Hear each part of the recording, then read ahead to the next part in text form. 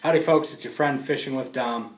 This is the first video in a three-part series that I am putting together regarding fishing line, the whens and wheres and how to use it. I've had a few specific people, I'm talking to you Cam, about asking me, when do I use a particular fishing line? Like, what are the big differences? What are the pros and cons of using one line over another? And I'm going to talk to you a little bit today about monofilament. Now, monofilament is traditionally what many people refer to as fishing line or fishing string or fishing wire. Non-fisher people, whenever they are talking about fishing line, they're thinking of this thick, clear, old, coiled up piece of string that they've seen in their grandpappy's tackle box. But monofilament has been around for ages.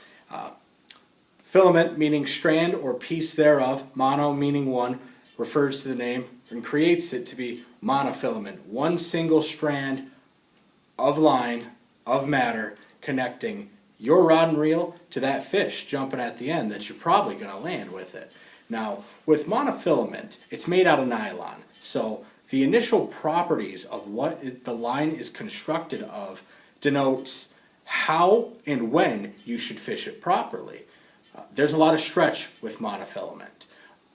Compared to a fluorocarbon or throwing finesse baits, monofilament might not be as good of an option compared to different lines that sink faster. Like fluorocarbon, very, very dense, sinks a lot more. When I'm throwing finesse baits and I need a weightless worm to get deeper, or I want my crankbaits to run a little bit deeper when I'm casting up against a ledge, fluorocarbon is the choice for that. But monofilament, because it stretches, it has a perfect time and place for it. Now that's the number one and probably only key bit of information I want you to take out of this video, is that because of the stretch monofilament has, it limits where it shines best.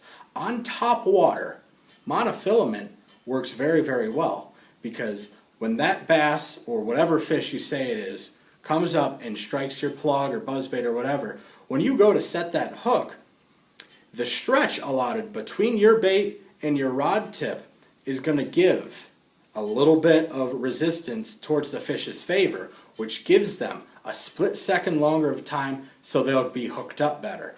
If you don't believe it, try it. I fish a lot of braid when it comes to topwater, and this past summer a few of my topwater rods got converted to monofilament because I was setting the hook a little too early and the braid just wasn't getting that done, because braid doesn't have stretch. The stretch allowed with monofilament secures more fish on your lure, on your plug, whatever you're throwing, and ends up putting more in the boat. With braid it can be a little bit tricky, but I'm not talking about braid, we're talking about monofilament. Now, outside of monofilament, or outside of bass fishing, we're still talking about monofilament here, baby, has almost a limitless access of where you can use it, but the question is, how can you effectively use monofilament?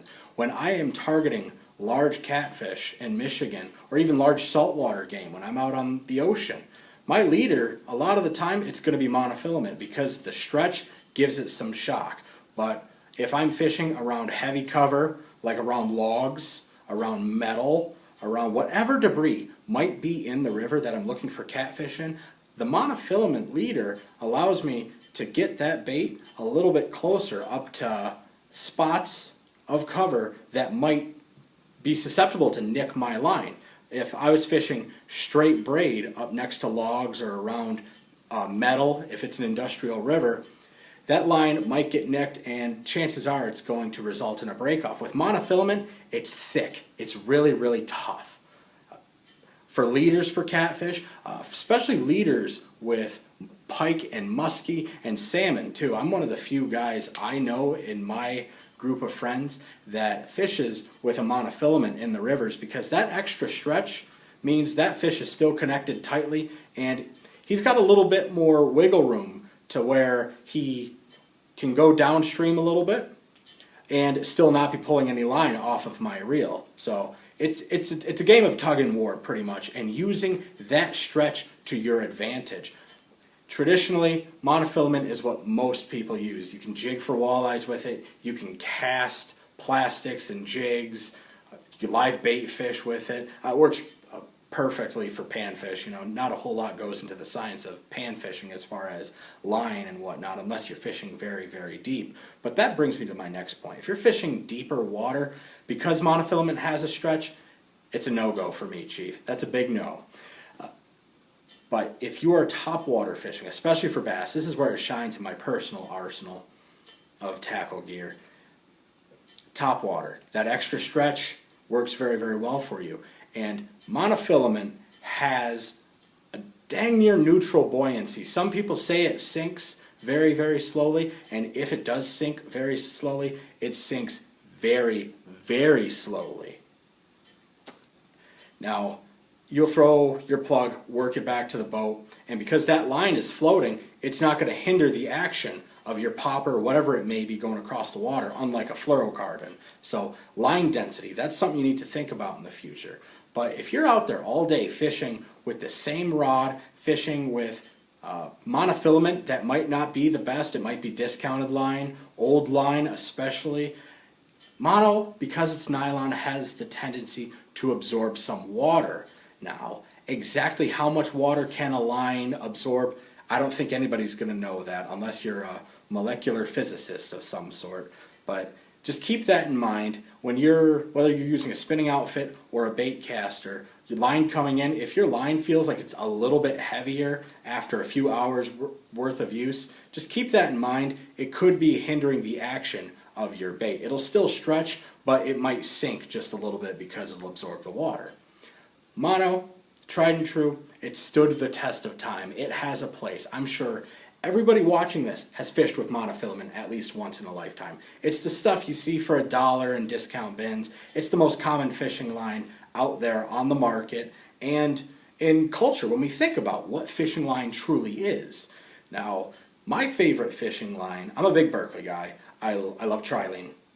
I fished it quite a bit growing up. The XL, very, very limber, cast well.